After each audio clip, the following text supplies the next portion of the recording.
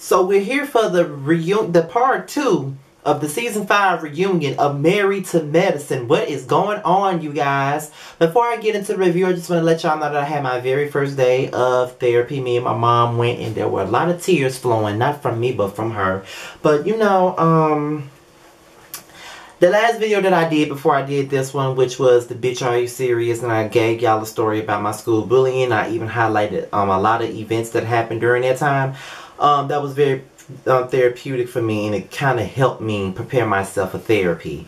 And I must say that I'm looking forward to going. I'm all on a journey of healing, and I'm trying to get into a better place at this point in time in my life, and just trying to be more of a positive person. So I just had to throw that in up in there because I know y'all know I read comments and all of that stuff. So I saw everything that y'all was saying.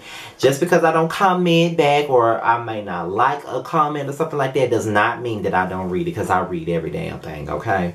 So let's just get into the review. So we pick up where we left off last week with Simone announcing that her and Cecil have gotten a damn divorce. And honestly, that was probably something. This is probably the saddest thing that I have ever seen on Married to Medicine in all 5 years of it being on the air. You know, we can deal with a lot of things on reality shows, but sometimes when we got favorite couples and they break up, that's hard to deal with. And Simone and Cecil are definitely a super couple in reality TV. You know, not that fake bullshit that Scrappy said about Kirk and Rashida, because they ain't nobody's super couple. You know, we don't been more believe that they're having that many problems in The Man in the Moon. But Simone and Cecil, that kind of broke my heart to see them breaking up. And just knowing that Simone has come to terms with it, and she's made that fucking decision, and she knows why she did what she did, because she said that Cecil has been emotionally unavailable to her for so many years, and at that point,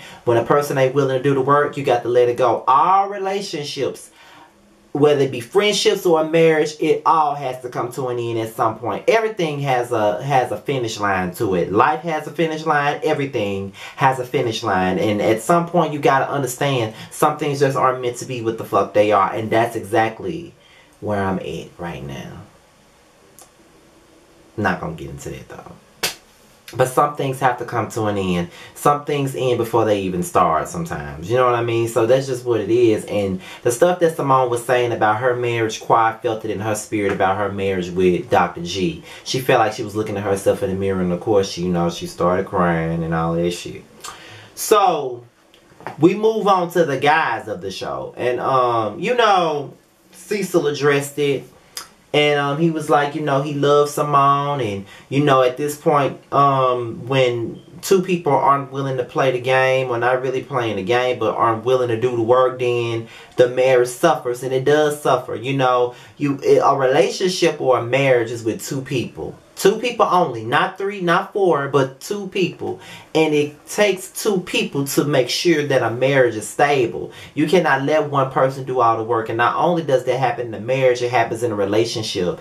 When one person is pulling away from their relationship, you know that something is wrong. And you got to be able to pick up the pieces with that fucking relationship. You got to know what that person needs from them, or need from you, in order for your relationship to continue on. So at the end of the day, it is what it is. You can't continue a relationship with no foundation. And you don't have no foundation when one person is only willing to do the work. The only way you have foundation is when you have two people doing the work, and it doesn't work that way. But you can tell that Cecil is still in love with Simone. He still wears his wedding ring, and I don't know if Simone was wearing hers, but he still got his wedding ring on. And honestly, that goes to show me that that is love. Cecil loved that woman. You know, it is what it is. So Curtis, he addresses the comments that Eugene made about the infidelity. He felt like as a friend, he never should have went on TV dissing him. And you know, Eugene's whole thing was he has a moral thing about infidelity, and he was pissed about what Curtis did to Jackie. So the way he tried to handle it is through humor. And he said it was nothing personal. But Curtis said what he said on the TV was a personal attack. Well, honestly, Curtis, let me just let you know what it is. I'm not saying that you don't have no right to feel the way that you want to feel, because you have every right to feel that way. Like, if you feel like, you know, Eugene, my boy, and if he had anything that he needed to say to me about what the fuck I'm doing in my marriage, he could have said that to me. But y'all also got to understand, you're on a motherfucking reality show, and some people keep it 100. Everybody ain't gonna do shit behind closed doors. Some people gonna do it in front of the camera, and that's just what Eugene is. He gonna keep it 100, and that's why I love him and Toya together, because they both keep it 100 with themselves, and they keep it 100 with just about everybody else. So, you know, Greg was like, you know, with everything that was going on in my marriage, I found myself even supporting infidelity, because I felt like if I'm not getting something at home, I got to go elsewhere and find it. And that's the mindset of a lot of men. And Damon made a point to say, you know, a lot of men would say that if they found out that their woman was cheating on them, they would leave their woman and they wouldn't be able to forgive them. And although it's fucked up, because women forgive men all the time for cheating. It doesn't matter how many times they cheat, they still take them back. At the end of the day, that's still fucked up, but that's how a lot of men think. They ultimately feel betrayed when a woman cheats on them. You know, like when a man cheats on a woman, the woman goes after the other woman and they fighting over the man, but the man is the dirty dog though. He's the reason why y'all even fighting. But when a man find out that his woman cheating on him, oh, it's like the worst thing in the world for a man to find out that their woman cheating on them. And I think it's an ego thing. It fucks with their ego and they can't handle it. Hell no, they can't handle it. So, after all of that, Mariah finally bring her dramatic ass back on stage, and they all argue about the vandalism of the equipment, well, the picture that Mariah put on her door. And like I said, Heavenly Bullfrog ass was completely wrong for how she played that shit. She really was. She had no business going to Mariah's dressing room and writing on her motherfucking picture. Like, that was unnecessary. Girl, you in your 40s. Grow up and act like you're in your 40s, bitch. Like, seriously. Grow the fuck up.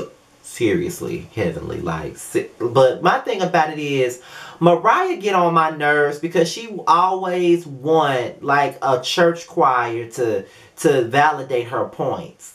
Ain't nobody got to say shit. Everybody knows that Heavenly was wrong. You always want, like, a damn angry mob behind you. Like, and that's the thing. Like, you need an angry mob behind you. You want all these ladies to go in on people when you feel hurt. But then you want Mama Lucy and Lake to be on Facebook Live with you going in on every goddamn body. And then when people got an opinion about the shit that your mama and your sister saying on Facebook Live, you act like that they're untouchable and can't nobody say nothing about them. Mama Lucy be saying a lot of disrespectful shit. And all that Facebook Live shit that they just talking about at the reunion, your motherfucking your crunchy edge having ass took your ass back on Facebook and did the same thing you were criticized for, and your mama is right there going in on these folks, and you expect them not to say nothing?